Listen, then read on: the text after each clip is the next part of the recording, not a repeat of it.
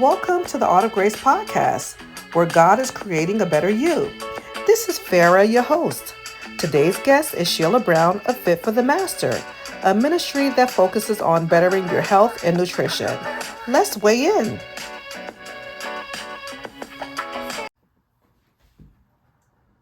Hey everybody, it's your number one Grace Girl Farrah coming to you, season 1, episode 6, and I am so excited to have my dear friend here, Mrs Shela Brown from Fit for the Master, and we are going to have an amazing episode today.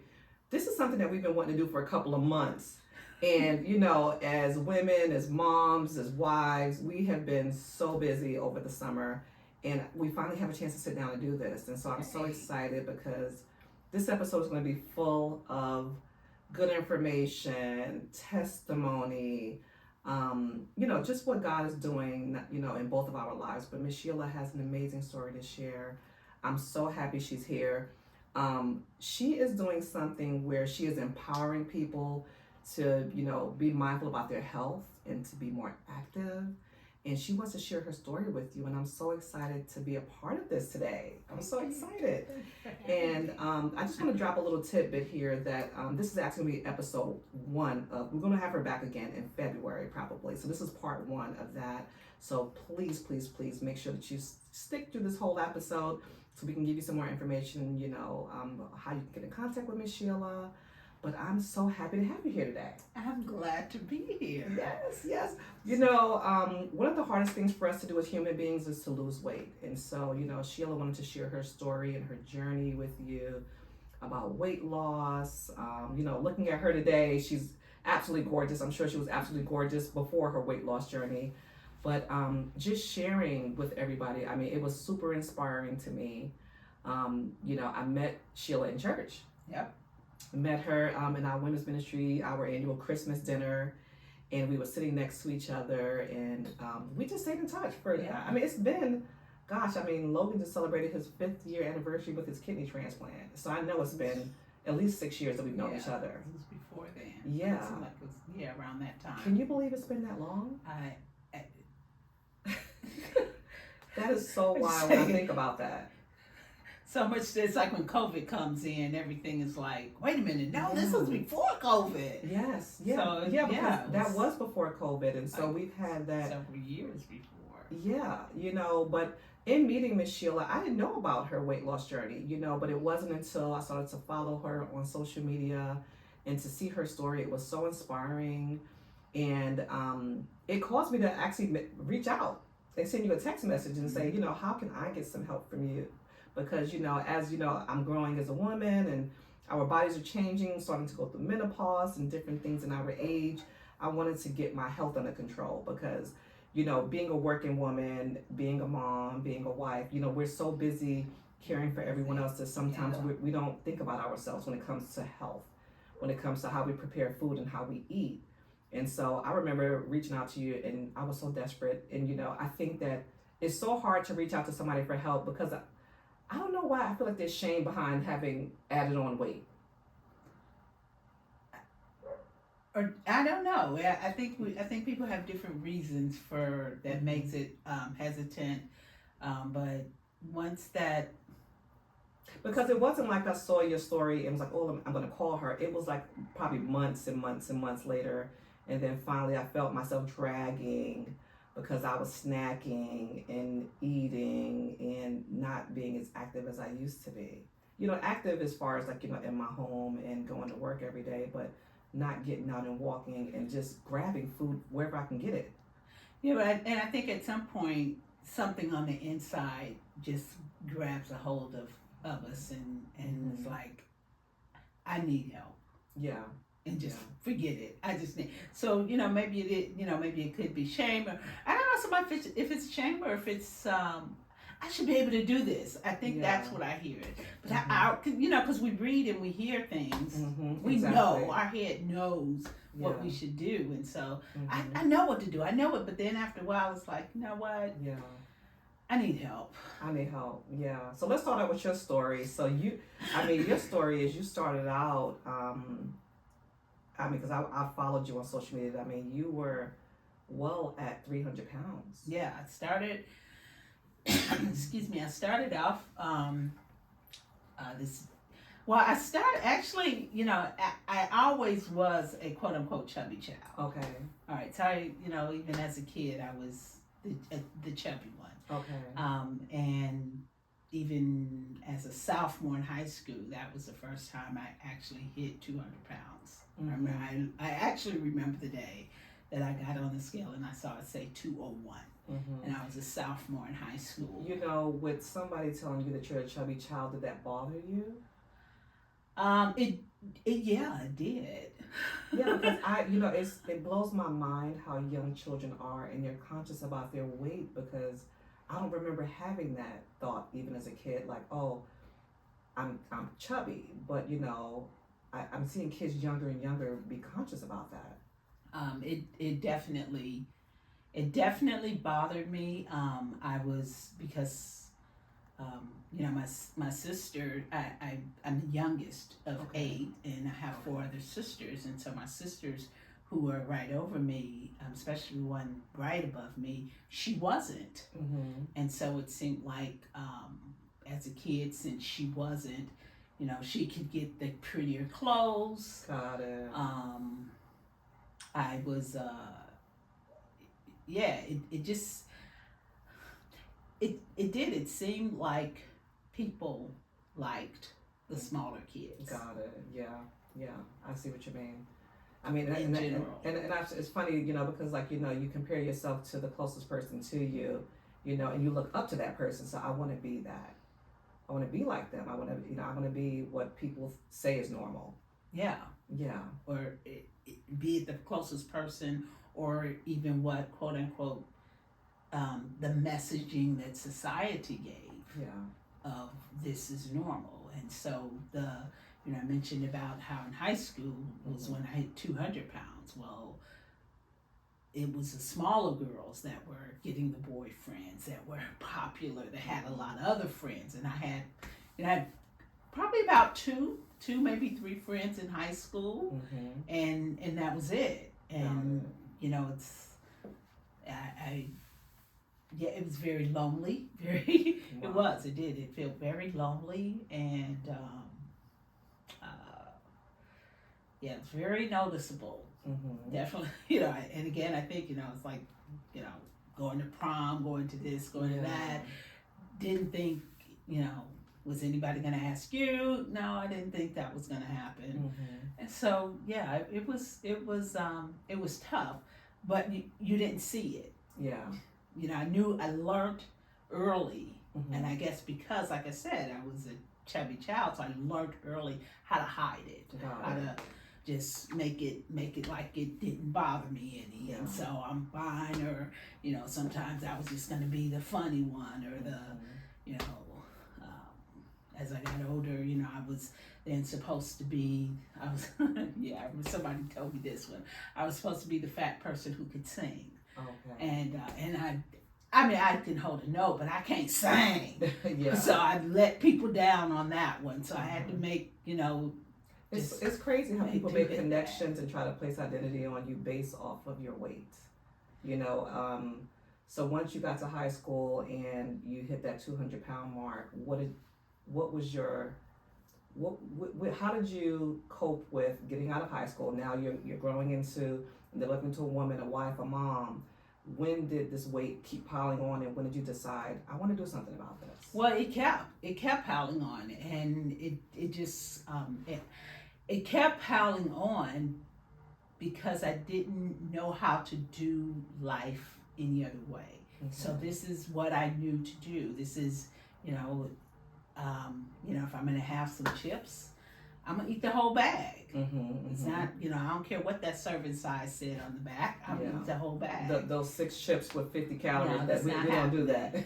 Yeah, and if I'm gonna go to McDonald's, whatever, I want more of the sauce, so I'm getting the super size. And so, that whole the eating lifestyle of just life being around food. And like I said, it's like, whatever pain, whatever shame, whatever discomfort feeling on the inside, I learned early on that I can use food, the very thing that caused shame. I could actually use that to help subside it, to help me cope with the different things, and that ended up being a coping mechanism, even to the point where I didn't know how to do anything but that. Okay. And then also it became a friend, because again, it's like, okay, I have the mask on and do it, but after a while, I'm going to be at home with myself. So I still needed, because I think pizza, that ice cream, all that. These are my friends. It is, and it's like I think back to like those comfort foods in my life. It could have been something that my grandmother made me, and it brings back that memory, and it brings that feeling back of just family, or because we connect food with that. Yeah. Yeah. We do connect food with certain. It is common, I think, to connect food with certain memories and stuff like that, and that can make it comforting and consoling. But I think there's some science that supports it, even beyond the food being a comfort. There's some people, some of us, myself, and again, it's my story. So I've also found that at some point there were certain foods that went beyond being comfort and becoming to a point of I have to have it. Yeah. So it's like if I had one, I had to have more. I couldn't just stop at the one cookie because or the one piece of cake that just I couldn't just. Oh, this remind me of my dad was the baker. So this remind me of my dad's thing. I would be content with it. After a while, it's like certain things, once it get in, my system, it triggered something that be it in the brain and everything else. It triggered that, I need more, I need more, I need more. And the whole essence of wanting more and more and more, it didn't stop until the item was gone or until somebody came to interrupt the high. That's when it would stop. It is a high, and I think that was why I reached out to you at the time, because the office I was working in, there was a table in my office that was like the community table, that it was made into this community table with all these sweets and sugar and cake and every day, and the first thing you told me was get that out of there. And I think I went to work and sent you a picture, was like, hey, I cleaned this table off. I mean, if that was my start where I didn't have to see it, and I got it as distance from me as I possibly could, that was something that definitely helped me. Yeah. Yeah, and sometimes a lot of times I think that's even a messaging that God had given to me the first time I had to walk away from something. I didn't know how to, and I did. I paused enough to go, God, how do I not walk into that room and have some of all this? And what all of this free and it's good and it's sweet, and how do you not? Exactly. And I clearly still remember the words, walk away and go sit down, because standing there watching it, it's like a lot of the extra eating and stuff, it actually had more to do with the messaging that's going on in my head more so than the actual food.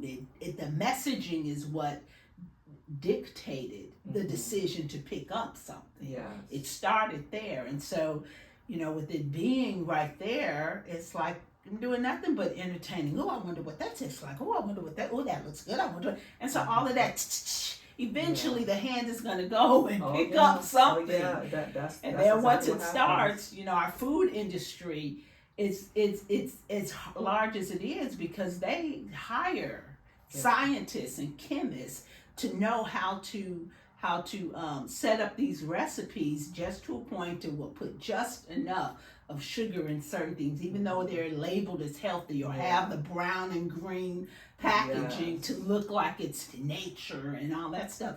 They still learned how to put just enough sugar in there so that when you consume it, you'll want to get those 100-pack little snack things. They'll get one, but as soon as they'll consume it, they'll want to get another. They'll want to get another. And the food industry, they manufacture their food like that so that we can buy more food. And that's what we do. We go out and we buy more food. We get that. I just got the little snack bag, but then you get the snack bag, and then next thing you know, it's not enough. I gotta go get something else. Let me go to the vending machine. And you keep going. So what were to do? Do you think that with the eating issues that you were having, was it more so at work or was it at home? Was it a combination of both? Oh, it was life. It was everywhere. Yeah, it was everywhere. It was everywhere because again, it just took the.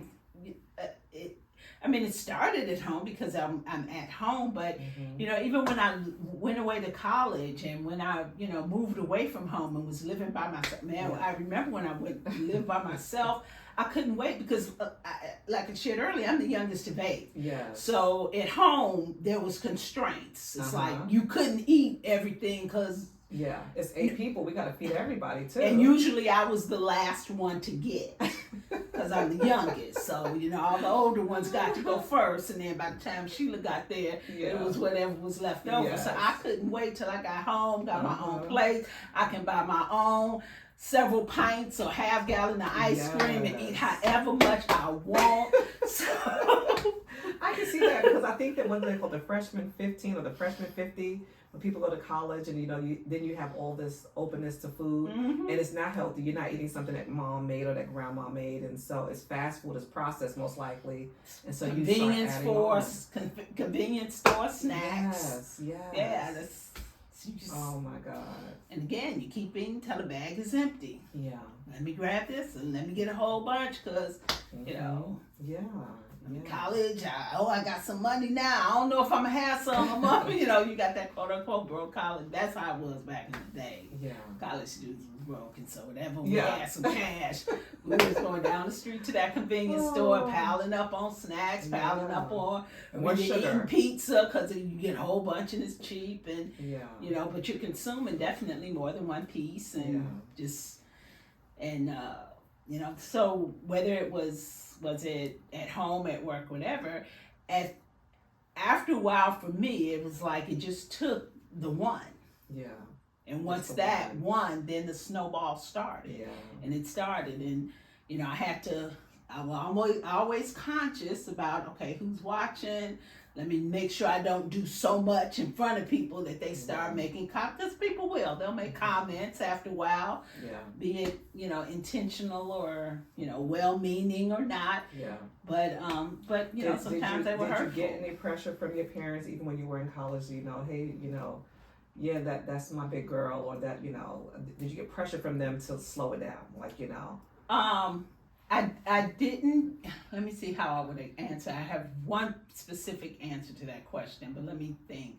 I don't know so much if I heard so much about slow it down. Okay. Because it was, I'm a pastor's kid. Okay. And so, within church circles, it's common to see a lot of overweight people in church circles. In the church circles I was in. Okay. This is my story. Maybe somebody else's church. Everybody healthy. Everybody carrot eaters. Everybody got normal healthy bodies, but in the church circles I was in, it was common to see. So it wasn't so much that, but I do remember this one time my one of my sisters was teasing me. Got kids like brothers and sisters do. They were teasing me, and so, they were, they were calling me names. I was, that's what brothers and sisters did. They were calling me names about my size. I won't say what they said because they might look at this. Yeah, you know what you're saying. Well, like you said, it's siblings. Yeah, it's siblings. It's siblings. It's the kind of thing and my dad, he stepped in and he said, leave Sheila alone, because when I get old, I'm going to need someone to take care of me. And so what I heard from him in that statement was, stop talking about Sheila, about her size, because no man is going to want her. And so she can be as big as she wants, so that she can stay here and take care of me. Wow. That's what I heard. Wow. And so that was when you asked the question about messaging from parents, that message stood out to me the most. Yeah, because in all that he was saying, you heard something that that was sharp to you. I'm sure. When did you decide to say I'm going to steer this ship in another direction? It was well, I know I made an attempt in my 20s. I remember making an attempt in my 20s, and I did. I lost probably about 40 pounds or whatever. Wow. And I thought I was cute. Okay.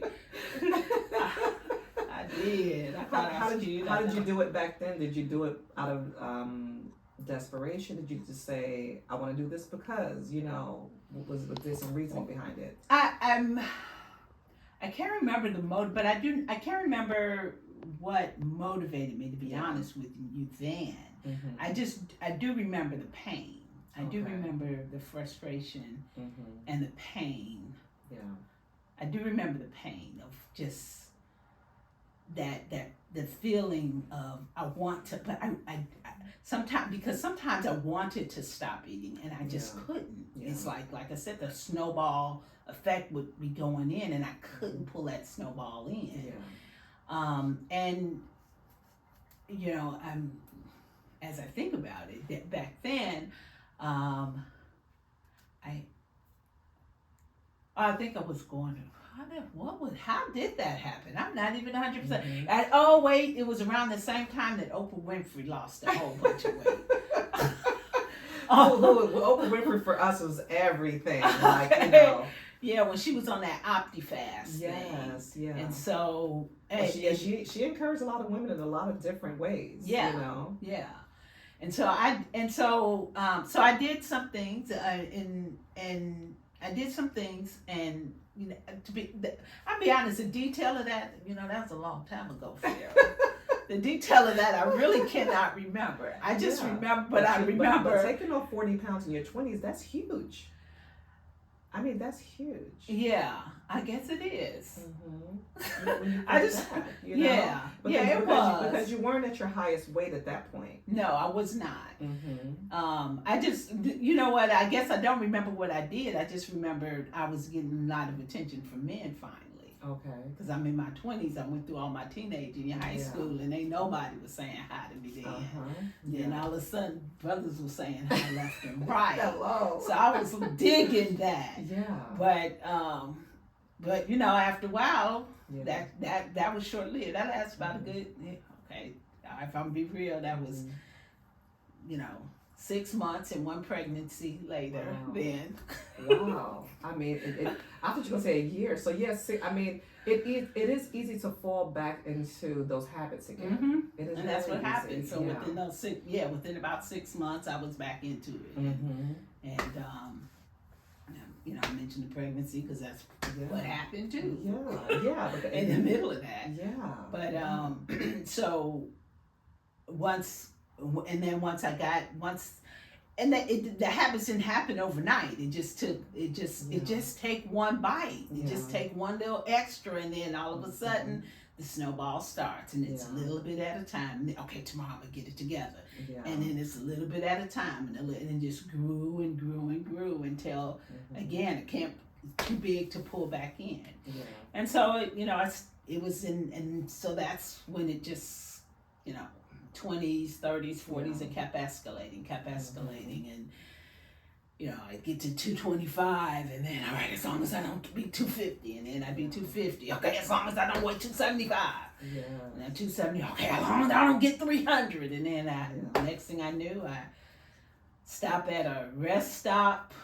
This was in February of 2008. I stopped at a rest stop and got on a scale, and that thing said 313. Wow. And I mean, out of all places, I've seen those little scales and blood pressure cuffs, and I've never done it. But wow, you're at a rest stop, and I'm gonna get on the scale. Still don't know why. I don't know why I picked that, because at that point when it was 275, I knew how I was eating. It's like I don't want to see that number. I don't want. But I think again that there was all the while inside of me, what was going on was, Sheila, this is not what God wants for you.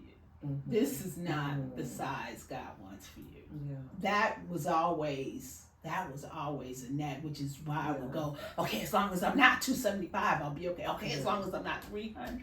Yeah. And just that one day, I just like, get on there and see where it's at. And that's where I... And that's not where your story began, but it is almost like that's where your story began. Yeah. It is. It isn't, but it is. I guess. Yeah, because it definitely was. You know, I remember. I can remember it. You know, it was a memorable moment. Yes. In the story, and so, and you know, and maybe that was, you know, God's way of just prompting me to see where the starting point really is. Know where that's, know where that starting point is. Knowing that number, because I would not have. And I think it probably even got higher than that, because the story, I was still at a point but I can't pull this in. I can't pull this in. I think it was actually it was before then. A little bit before then, I was looking at a People magazine that shows, the weight loss, that January issue that comes January out. issue. That it's funny because I was just looking. I mean, our guests can't see this, but I was looking at my my little vision board over here that I made in January, and I was looking to see if I accomplished some things on that board. Shout out to my Black Girls Run friends, because we all did this together. My Black Girls Run sisters, and I entitled it Intention of Health Goals. 5 5Ks. I think I did about maybe 4 this year. A 12K and a 10K. I did do a 12K. I did a 12K this year. Okay. I haven't done whitewater rafting, so that's something that I want to do. And I'm trying to stay positive. I have power of positivity, grace, all my good stuff up there. But that January thing that we don't stick with. With this particular People magazine, it was the January issue that shows the weight loss thing, the journey, the people who lost a lot of weight. And I remember looking at it and seeing what the people ate in order to lose weight.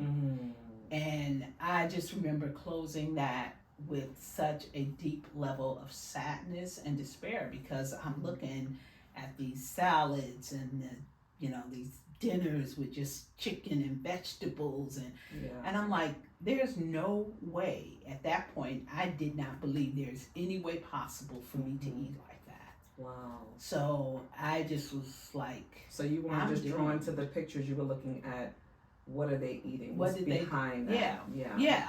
Because at that point, I'm over 300 pounds. The thought of possibly getting surgery or something like that crossed my mind. Yes. And but I had to go, Sheila, deep down inside, I knew you'll get the surgery, but you're still gonna be eating the same way. And I knew that was gonna happen. Because it has to be a mindset. That has to be the starting place. Well, my hat's off to people who are able, and I know of at least one person in particular who got the surgery, and she's been able to maintain it for years. Yeah. And I know what it takes for her to be able to maintain. So I'm like, just really, really, kudos to her for doing that, because it is. It's not like you can get the surgery and keep eating like you weigh 300 pounds. It would have killed me. Exactly. So it was. So you had to do the hard work. You had to make a decision that I have to do the hard work. I've got to do this the natural way. I've got to figure out a way to do this. Yeah, eat vegetables. But I didn't believe I could.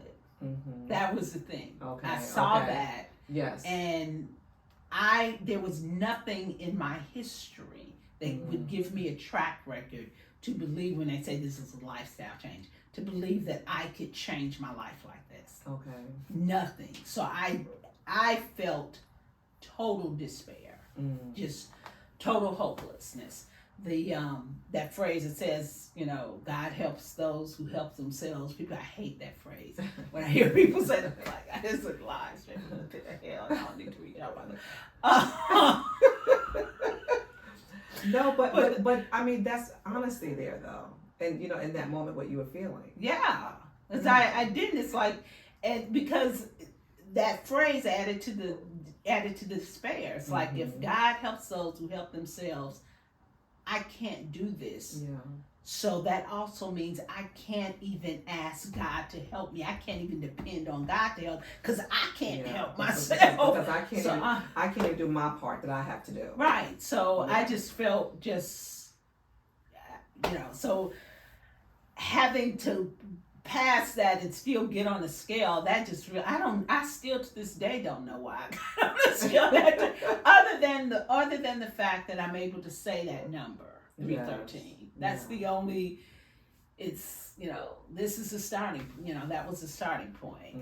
That was like I said. I think it was higher than that, but my highest known was I would say is 313, and so that marked that. Yeah.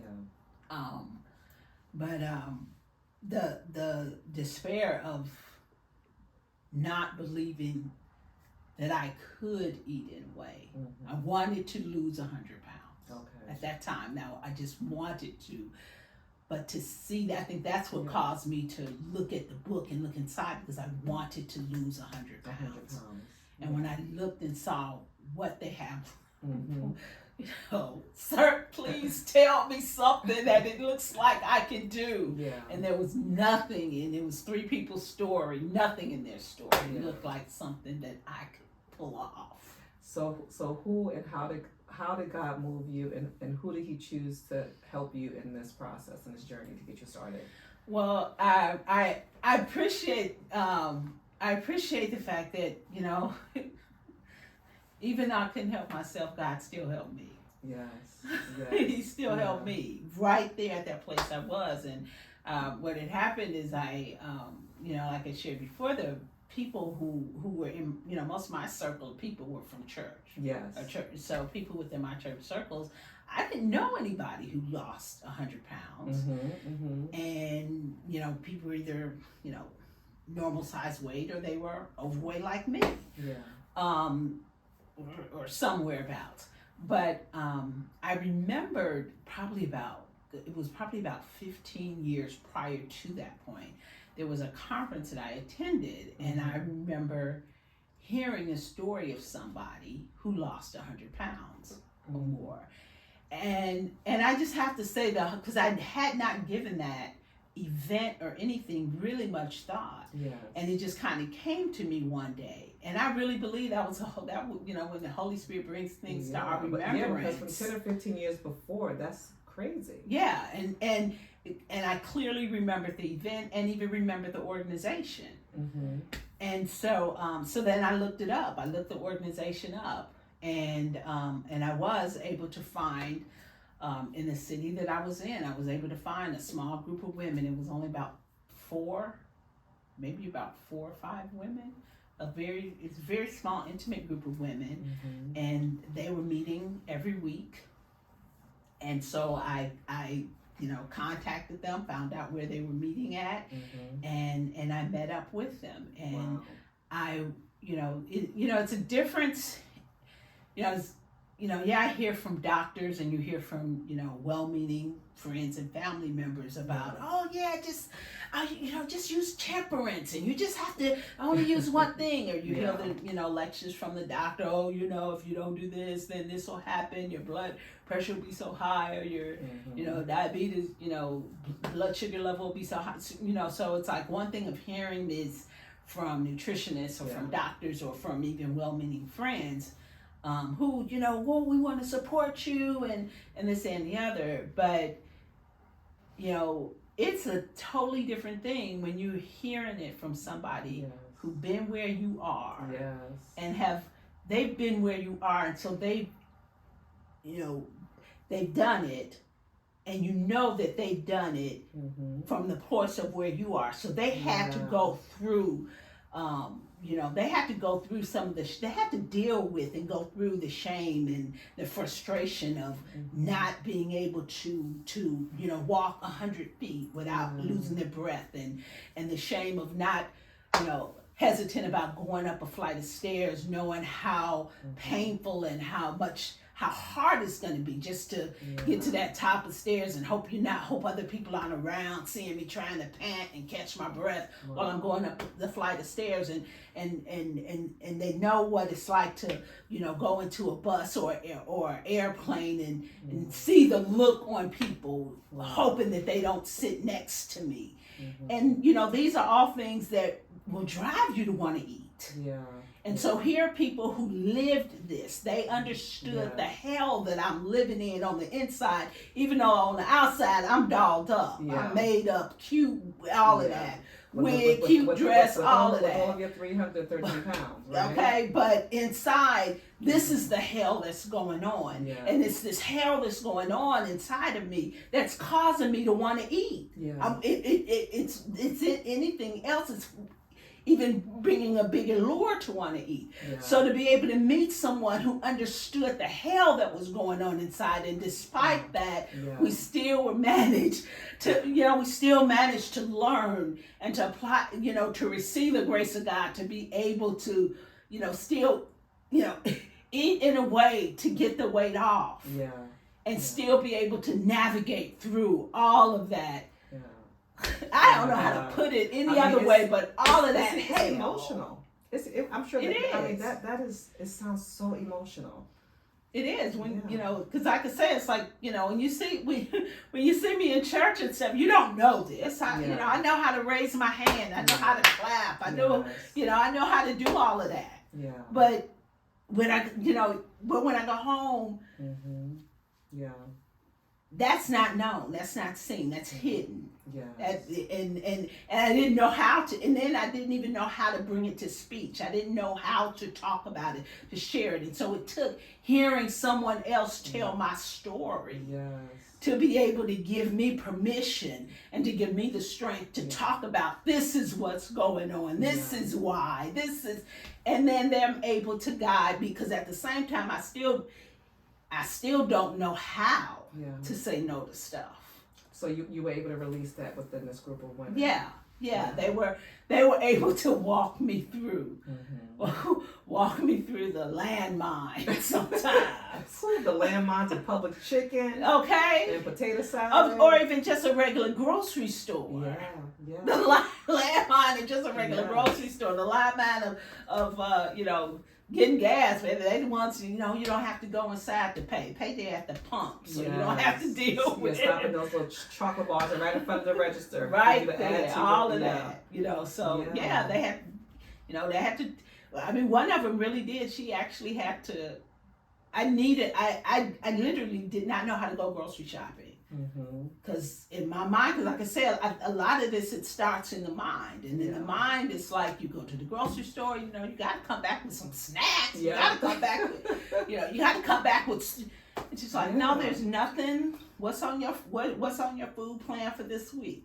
Okay, well, there's nothing in that food plan that's down this aisle, so there's no need to go down that aisle. Oh, wow. And so, how do you go into grocery shopping, and you do have most of your groceries is really coming from the produce section, or maybe the frozen food section, or the meat section, or whatever. That's where that's because this is what our plan is for the week. And you got to spend time in the kitchen and get all that stuff prepped. You can't just run and grab it from somewhere all the time. Learning how to do that, and and plant. The other thing is, because we use that phrase, a common phrase, if we fail to plan, we plan to fail. So I want to make sure I get it right. If we fail to plan to fail. And so they taught me how to plan your food. Because if you fail to plan your food, you're planning to fail at following your food plan. And you had to submit to that group of people to help you to say, okay, I'm going to do this. I'm not going to cheat. I'm going to stay focused. Yeah, You know? but I would say it didn't, that didn't happen from just the first meeting. Yes. Let me just say, because that first meeting, I still had the mindset that I can't do this. Mm-hmm. I still didn't have the faith to believe that I could eat like this. Yeah. I was just like, okay, well, they did it. Let me just go and see. Yeah. Let me just see. Just keep going. Let me just see. Yeah. And then I just kept going. And as I faith really does come by hearing. And we do overcome by the words of other, not just our testimonies, but even other people. That was an instance from the community I was in. I was able to overcome, but from their testimonies. Yeah. And my faith came by hearing Jesus being the author of my faith. Yes. He helped write the book of my faith through their testimony. Wow. And so by hearing their testimony, that's how I came to think, Sheila, there maybe is a possibility that you could eat and a salad for lunch. You're going to be alive. You're going to be alive after that. It's a possibility that you could. You possibly can. So it did take I'll admit it took a couple of months, and and they still, they still welcomed me to come, and I think, in my mind, and I just attribute this is how God directed me in this journey initially. It wasn't okay from this morning, from now on, you're going to get up and do. Yeah. He really had to build my faith. And so how he was directing me is, no matter what, you make it a point to meet with them. No matter what's going on in the week, they met on Monday nights at 7 o'clock. So you make it a point that Monday night at 7 o'clock, you go to their house and so that was like, that's all I can do right now. And we're not going to say what I had on my way there. We're not going to say what I had when I got back. And it was generally on my way back, because if sharing, it turned up emotions inside of me. So I still only knew how to eat about it. Yeah, how to go back and put what you knew into practice.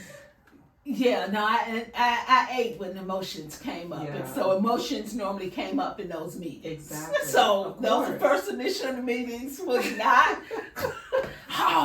It was like, oh my God, I need some potato chips or something. But God still met me there. That's just the beautiful thing. Well, I love these women. They sound like they were so humble and open and giving. Yeah, they were. They shared. They shared themselves, and I appreciate them. They're not in my life now. One of them kind of is, but for the most part, they're not necessarily. Life is just that way. God had us meet up together, and I think one moved away, and just the way our lives went. That was my next question for you. When did you become accountable for Sheila? When were you able to become accountable and say, okay, I can ride this bike on my own? Every time, so as far as the weight coming off, it took 14 months. Okay. From, I would say, I started, actually to doing what they told me to do. It's because they told me that, if you want what we want, at some point you're going to have to start doing what we do. Yeah.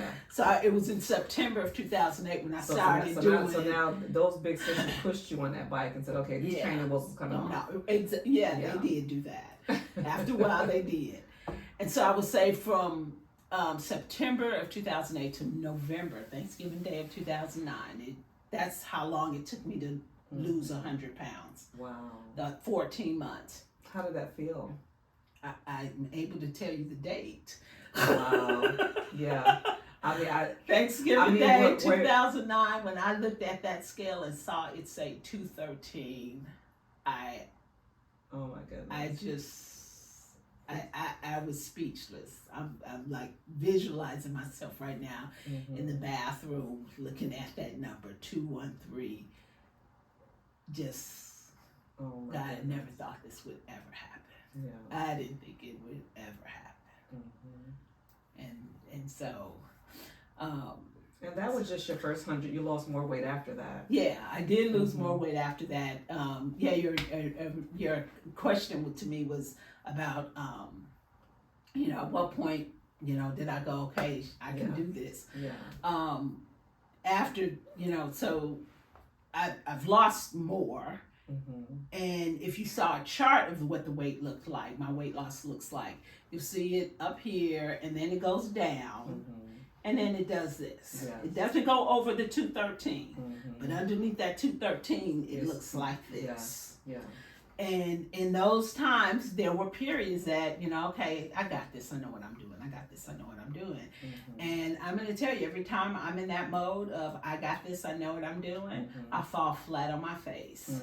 And I find myself just, I can just have this. I can just have this. Yeah. In my own head, it starts in them thoughts, and it just starts with one little, I can just have this. And that this can be something as simple as an extra tangerine.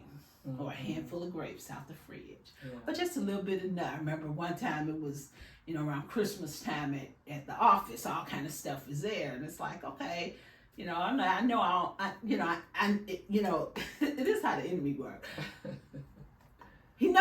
I know better not to go in and just have all the cake and all that kind of stuff. But that pecans and look, somebody sent some pecans. And what was it? Pears from that David Henry or something. And those things are sweet as candy. Somebody sent something. See there, you can they finally sent something there that you can have. Pecans and pears.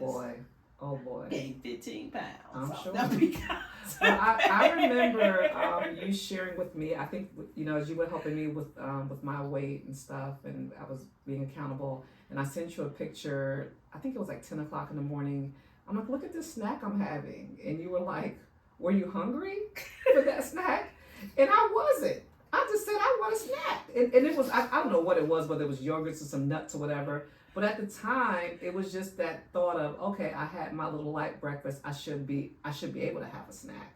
It's not a cookie, but like you said, those things can take us over the edge. Yeah. I mean, I'm not a spring chicken anymore. I'm not a 15-year-old anymore where I can go and run it off, or I don't skip meals, but I had to think about that. Why did I have it? Did I need that in that moment? I didn't. And it was just, and it's things like that it takes somebody else who's been on the journey to know, to bring stuff like, because it just seemed like such an innocent thing. Because I remember it. I'm sure you do. I saw it, and I'm like, she probably thinks she had. Because I think prior to, I'm going to go with the plan thing, and I think I want to try to get back to that other question. But, it's like, I think before you sent me a plan, that's what I do with people I work with. Yes. So we plan our food. Yes. So let me see the plan for the day. And so I saw the plan for the day, and I'm like, I don't remember seeing that. And then I added that in. It was just on a whim. Like, I don't remember seeing that on the plan. We need this for a but particular it's reason. funny because we need people in our life who have that honesty, like the ladies did with you, because in that moment, I'm like, okay, it's not candy or cookies, but it's an added thing that maybe I didn't need in that moment. And I know I didn't need it in that moment, but I'm happy that you were honest in that. So I thank you for that. And, so when you ended up becoming accountable to yourself, you started seeing even more results. But in that, you still had that little bit of a roller coaster at some point. I can't say that I saw results. Whenever I start just dealing with myself, I get in my own head, and them thoughts where I can rationalize stuff start kicking in. And they work okay for a little while, but then I'll start rationalizing stuff. So, one of the things that ended up helping me with that initial group of people, I realized that there were other people like that in the world. Yes. Because up until then, my only circle was, my other folk up in church. Yeah. Well, there's other people. There are other people, and some of them were Christians too. So that's why I say it was just, at first that was my circle. Yeah. So being a part of that helped expand. Okay, there are other people who also, we plan what we eat. We invite God in this. Yeah. We invite God in this instead of eating and stuff. When I'm restless, or I'm irritated, or I'm mad, or I'm afraid, or anxious, or whatever, I intentionally reach out to God on these things, opposed to ice cream and chips, or getting an extra second helping of this, or back and forth in my pantry in the middle of the night. And so because I then learned and got connected, or learned how to connect with other people. And it doesn't take a lot. It just, Ecclesiastes say it just take one brother to lift you up. But if you're caught by yourself, where's somebody at if you fall? And so, if nothing else, even though I may not be in connection with them, I learned how to find a community. Got it. I learned how to reach out and find. I developed that muscle of being able to.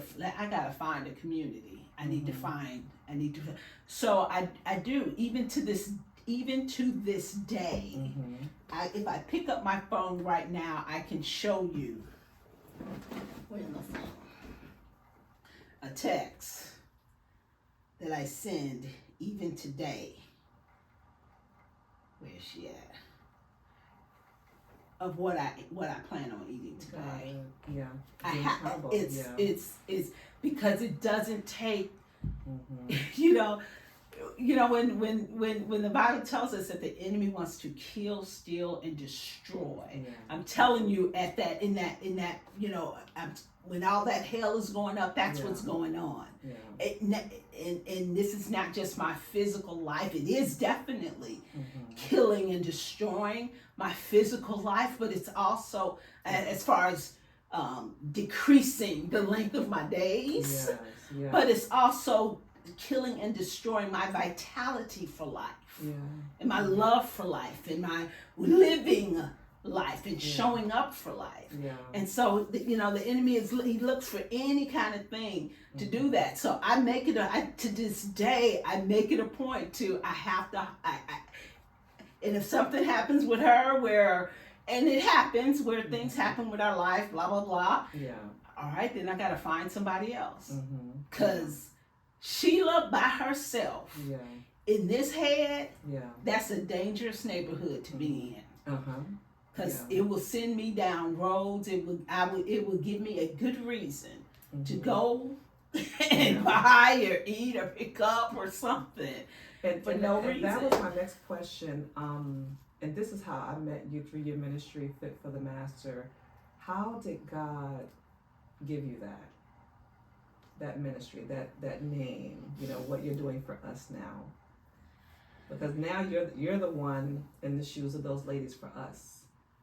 And not only have you blessed me with helping me to look at what I'm eating, you've blessed me in many other ways, in ministering to me, and all the ladies who I've met through Fit for the Master. All right, so all right, here's the answer. Have you heard of Alcoholics Anonymous? Yes. Okay. All right, so it's a 12-step program. There's a 12-step program for compulsive overeaters. But that's where I met these people. That's the circle. I went into that room. I was in one of those meetings, and knowing that I am not alone, knowing that I go to church. Again, I grew up as a pastor's kid. I'm a pastor's aunt. I'm a pastor's niece. I'm a pastor's granddaughter, you name it. That's my world. That is my world. And so I'm sitting in this meeting knowing that in my world there are so many people who are suffering inside the same way I am. And it's a different, I'll admit, it's a different kind of vibe in the rooms, in those rooms, in 12-step rooms. And so it's like, you know what, Sheila? They may never step into this room. You got to carry this message to them. Wow. And so in those rooms, I did learn how to be, I learned from hearing their stories. I learned how to be, transparent and vulnerable with my own story. I got to, develop the courage to, share the good, bad, and the ugly, because that's what set me free. Hearing somebody else's good, bad, ugly, that's what set me free. I love the name of your ministry, Fit for the Master, because it's almost like, God gave you something that you birthed, but you've given it back to Him. That's what we're doing this for. I have to be, and it's not just about the food. It's not just it's not just about the food, but because we talk about you hear that, oh, it takes a lifestyle change, and it does. There's changes in our life that has to happen. There's a change in how I manage my day. That plan for the food also has to go with how I plan my day. It has to go with how I, with the planning of my time, how we plan our money, how I interact with the people, with how I am with relationships. All of that affects the decisions that I make around the food. And all of that collectively together helps me to be better equipped for the master's use. And so that's what we're doing this so that we really can be better for the master's use. Physically, mentally, spiritually, relationally. It's for the master's use. I thank you for letting God use your story. You didn't just keep it for yourself, and that you were able to get that confidence to go out and do this, to go out and share your story. Even this past couple of months, you've had a year. You've had a year, but even within this year, keeping up with you on social media, because I know you had to be away a lot. You had a lot of people here praying for you, but I love how your family, your family this year, you guys went through something, and it encouraged so many people. With your brother. Every time I tell other people that, your response, how you responded to that blessed my family as well. But my brother, I do have a brother who he was diagnosed with stomach cancer. And he was believing God for healing. We were, contending with him, and he was fighting for his life.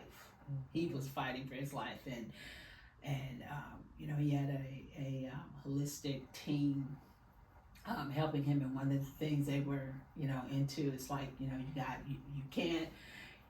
Medical doctors sent him home on hospice, and when they send you home on hospice, they call it comfort care or something like that, and their intent is for you to stay in the bed. And they were like, nope, you have to get up and move.